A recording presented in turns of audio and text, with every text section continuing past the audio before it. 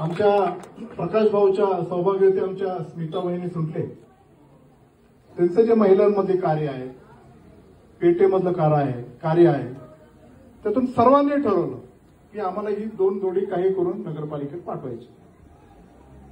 आता अनेक गोष्टी आहेत, त्याचा उलगडा करावा का नाही हा माझ्यासमोर प्रश्न आहे. पण राष्ट्रवादी काँग्रेस पक्ष म्हणून या जुन्नर शहराच्या निवडणुकीला आम्ही सामोरं जात असताना दीड महिन्यापूर्वीच काही उमेदवार आम्ही निश्चित केले होते. त्यातला एक उमेदवार हा प्रभागामधला आम्ही निश्चित सुद्धा केला होता. पण काय झालं मला माहित नाही.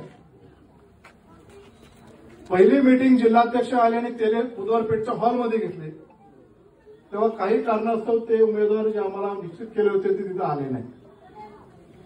सगळे म्हणायचे असं चाललंय तसं चाललंय, म्हणजे काही काय बोल. नंतरची ज्यांना निवडणुकीला उभं राहायचं, पक्षाचा इच्छुकाचा फॉर्म भरायचा. आमचे शहराध्यक्ष इथं आले, फॉर्म भरला का? भरला. जे आता धनुष्यबाण उभे आहेत त्यांनी फॉर्म भरला पक्षाच्या इच्छुकाचा. नंतर तेली बुधवार पेठेमध्ये आम्ही सगळ्या उमेदवारांची मुलाखत घेतली, त्यांच्याबरोबर चर्चा केली. हा गडी काही तिथं आला नाही.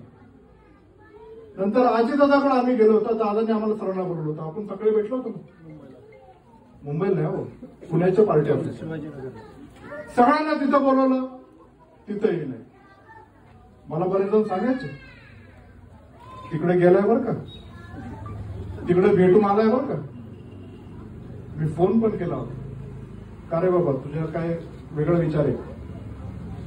त्यांनी मला शपथपूर्वक सांगितलं, शिवाजी शेठची शपथ घेतली आणि म्हटले की शिवाजी शेठ आणि वल्लभ शेठचे 30 वर्षाचे संबंध आहेत, आमच्या कुटुंबात आम्ही असं कधी करणार.